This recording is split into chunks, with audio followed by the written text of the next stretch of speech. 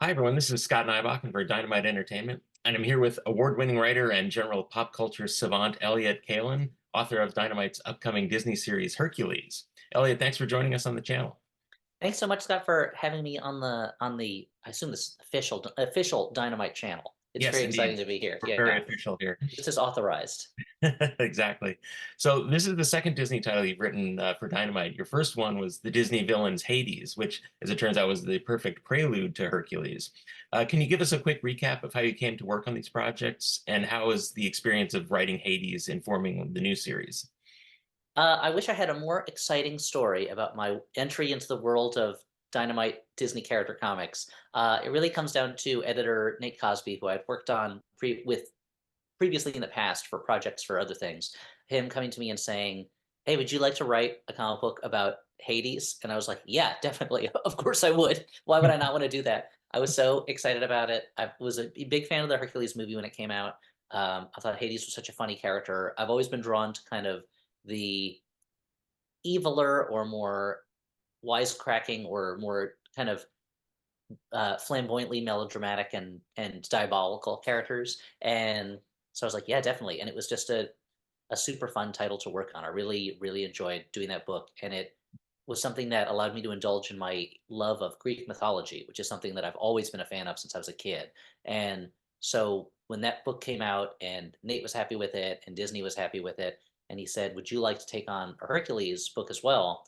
I was like, again, yeah, of course I do. Yes. And I think the big difference is that with Hades is such a ridiculous character that I could play really fast and silly with that book. That book is just a kind of like silly rush. It's a like goofy heist story from beginning to end.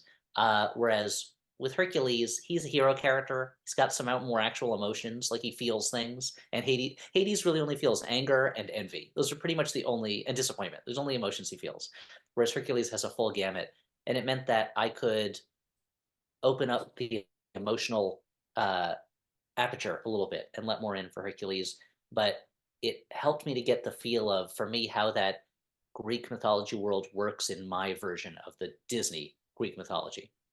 And the first Hades book made me comfortable with bringing in kind of my versions of the characters from Greek myths. And in the Hercules series, there's going to be a lot of that. We're going to be bringing in a lot more characters from other Greek myths, in addition to the regular supporting cast and main cast from the Hercules movie. So Hades was like a was like the silly preparation that I needed to handle a kind of more not entirely serious book. Hercules will still be a funny book, but a more substantive book in Hercules. Yeah, and that like my second question, actually like probably answered a lot of because I Yes, was gonna ask yes, the efficiency.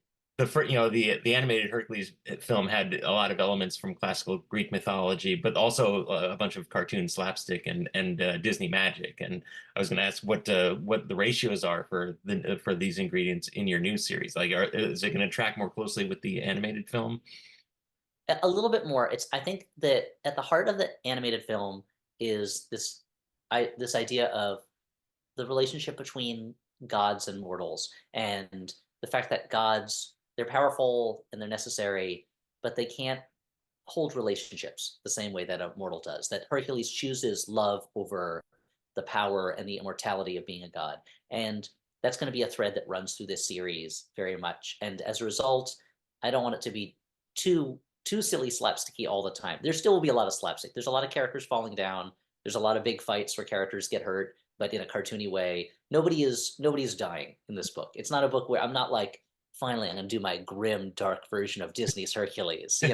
Um, I did just I in a Charon, the ferryman who crosses the river Styx in two consecutive issues gets knocked out of his boat and falls in the river Styx. Like there's still slapstick in it, but uh, along the way, I found the opportunity here to talk about what is a person's relationship to a god, what's a god's relationship to a person, and what can gods learn from people. What can the immortals and the Olympians learn from mortals through the example that of Hercules, and how can Hercules bring this idea that he's a in traditional Greek mythology he's a monster fighter. He's the one who protects humanity from all the monsters that the gods for some reason let loose on the earth at some point. And here the idea of how do you define what a monster is? Is it possible for a monster to change and become better, or are some just out and out monsters? And what happens when the what happens when the gods are in danger? When the gods, the things that you've been relying on all this time to keep the universe together, what happens when they're threatened too? And so it's getting into much deeper territory, and I feel like the movie does that too. The movie is a one of the things I like about it is it's not one of the heaviest of the Disney movies, and this series will not be particularly super heavy, but the movie does touch on real emotions, and I want to do that here. While, like I said, at the same time, characters still fall down a lot. There's still a lot of jokes. There's still a lot of silly things that happen, um, and I didn't want to lose sight of that. So if Hades was like 95% goofy slapstick and 5% whatever else there is. This is probably more like 50-50, let's say. Ah, okay. And without getting too far into spoiler territory, can you tell us who some of the gods that are going to be appearing in the story are? Because in the original film, the gods, besides Hades, didn't really like for a good chunk of the film they didn't have a big presence. But like I feel like in your new series, they're going to be like playing a bigger part. Yes, you're gonna see Hercules interact with the gods a lot more, and we're gonna get to see. Hopefully, this isn't too much of a spoiler. I'm just be naming gods in it. We're gonna spend some more time with Zeus, who's in the movie, but we're gonna get to see Athena. We're gonna get to see more of Ares. We're gonna get to see Artemis, who I don't think appears in the movie at all, and Aphrodite. We're gonna get a little personality out of these characters, and that was part of the fun. Was what's the way to make them a distinct figure and a distinct character while not losing the idea that they are these powerful gods. Hephaestus shows up, the maker god who constructs things. And along the way, I was able to bring in a lot of other kind of creatures and characters from Greek mythology as well. When the uh, kind of a spoiler for it is that I won't spoil it. You know what? I won't. There's a character that comes in the first issue where I was like, I need a character who can be kind of Hercules' sidekick, who's also a fighter and tough, so that when Hercules is in a brawl or something like that, he has a character who can have his back and have fun with him that way. And so in the first issue, I introduce a character from Greek mythology to fulfill that role as kind of like the fighting sidekick. And I think I feel like I did it in a way that will surprise people, and I hope delight people, bringing in an old Greek myth in a way that they hadn't seen before. So I don't want to mention it. I don't want to get into too much detail, but like pick up your Bullfinch's mythology or your Edith Hamilton's Greek mythology, and just start looking for characters because some of them are going to show up in this series. Uh, and as you mentioned, like the original film ended with Hercules deciding to live a mortal life, and a big part of that decision was his romance with the mortal woman Meg. Will this romantic bond factor into the new series? And does Aphrodite have a hand in Aphrodite does not have a hand in it, even though she appears in the first issue. I'll tell you more about the first. it? I'll tell you more about the first issue. Introduces. I'm going to mention this character as if people will have heard of this character before, but the character of Galatea, who's a character from myth, who it's the story of Pygmalion and Galatea, the statue that was of the beautiful woman that was brought to life, and she's going to become a major character, and that's why she's someone who I really enjoy writing. But the Aphrodite has a hand in that, but Aphrodite, just kind of like the other gods, doesn't really get Hercules's decision to give up immortality to be with Meg. Being a god is so fundamental to them that it's like, well, why would you do anything else? What could possibly be worth trading this away? And even Aphrodite doesn't quite understand that. And Aphrodite has portrayed the series as much more about making people fall in love because for the thrill of that moment of falling in love. But she's not great at like sustaining people's relationships. So Meg and Hercules are going to have to do that on their own. I think I have a moment where Hercules is like, well, maybe I should thank Aphrodite for bringing us together, and Meg is like, I did that. I brought us together. Yeah. Don't get further credit for what I did. But their relationship and their romance is a big part of it, and the responsibility on both sides that comes with that, with Hercules feeling responsible for Meg being in danger a lot, and Meg feeling responsible for Hercules being in danger. And I wanted to make it so that Meg was not just a character who gets into trouble or gets into danger and Hercules has to save her. She's very much an equal kind of like adventure in a lot of these ways, in a lot of these stories. And by the end of it is going to be a majorly heroic character in the way that she helps Hercules defeat the ultimate villain of the entire series, who I won't say who it is, but it's someone who I think no one reading it will ever guess in a million years ahead of time. If anyone thinks they know who it is by issue 4, then get in touch with me, and if you're right, I'll be amazed. But I don't think you'll be able to do it.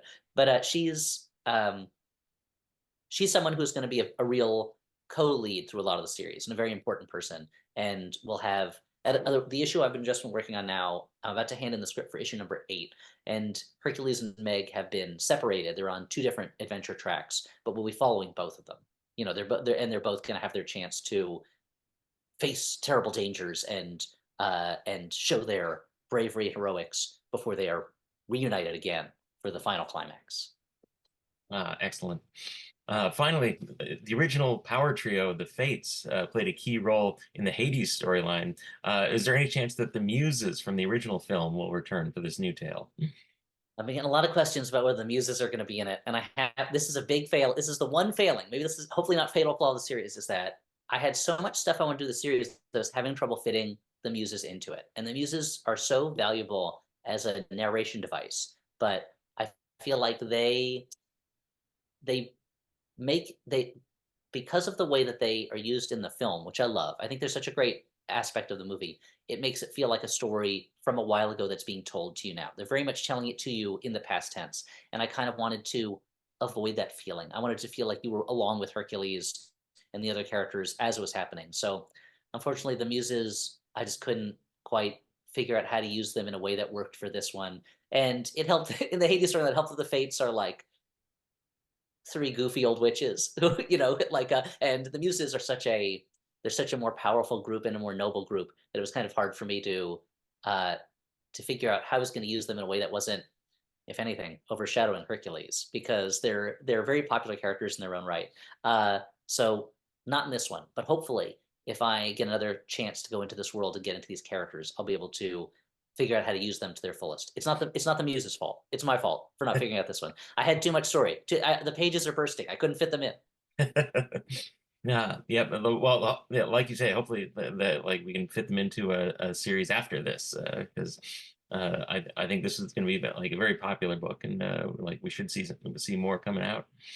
I hope so. I hope people like it. It's been so much fun to write, and it's a 12 issue long story. The first few issues can work as individual storylines, but they're all building up to a larger thing, and it's rare that I get to work on a canvas this big, on a scale this big in terms of issues. And so I hope people like it a lot. I've been having so much fun writing it and being like, what can I do with these characters? How can I bring in this character from the movie? How can I bring in this character from Greek mythology? Now, what's going to happen when they're interacting with each other? Now, how can I mix it up so these characters are doing this thing while this character is doing this thing?